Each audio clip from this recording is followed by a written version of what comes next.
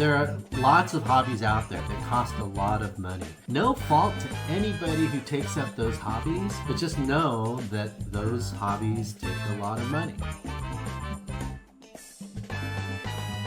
Hey everybody. So again, I have another message to share with you, and this is along the lines of wealth building, but it's also very much in terms of just your overall fulfillment in life. My main message for you today is to choose your hobbies very carefully. The hobbies that you choose will have a really big impact on your wealth building and your overall fulfillment in life. I take a lesson from my grandfather. My grandfather was an immigrant from Japan. He arrived here in the U.S. in 1906. Didn't speak much English, but he came over all by himself. He looked around and he tried to find what fun things he was going to do here.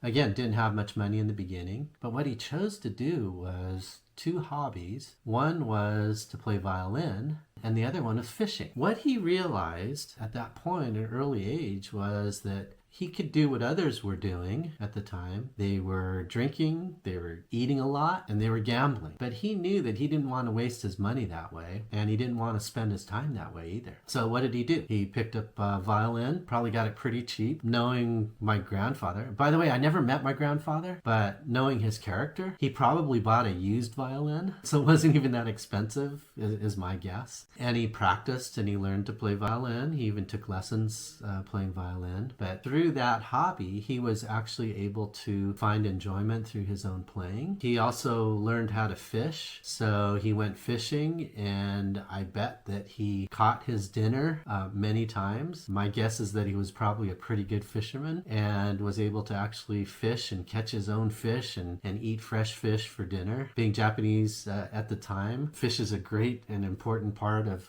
the diet of Japanese people. So he found hobbies that were pretty wholesome, that helped to develop his mind, helped him to relax, helped him to concentrate a little bit better on his job, and it didn't cost a lot of money. Similarly, one of the hobbies that I took up was being a musician myself. So I play trumpet. I am pretty good, I guess. Not to the super professional level where I could go on tour and make a living on it, but I actually would consider myself at one time semi-pro trumpet player, meaning that I got paid to play trumpet. The coolest thing ever was actually playing my first paying gig and playing in a big band and getting a check. The check was for $75. Took a picture of that check. I don't even know if I ever cashed it because it was so meaningful to me that the hobby that I took up was actually paying me money. Just imagine that. So the hobby that I took up, I didn't have to pay for anymore, but it was actually paying me money to do what I enjoyed doing. Coolest thing. There are lots of hobbies out there that cost a lot of money. Could be things like some of the hobbies my dad took up. He owned a plane and he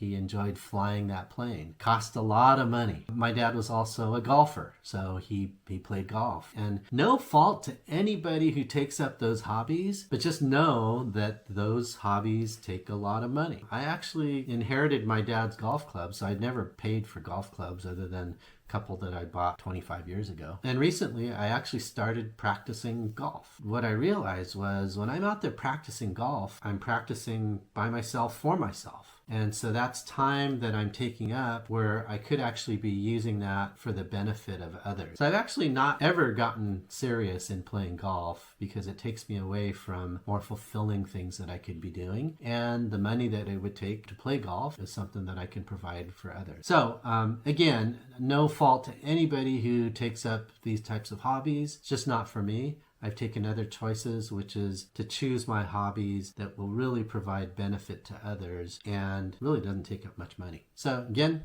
leave you with this message. Interpret this as you see. Take these, internalize them as you see fit, and choose which one of these lessons you'll internalize and will benefit for your life. All right. Take care, everybody. Bye-bye.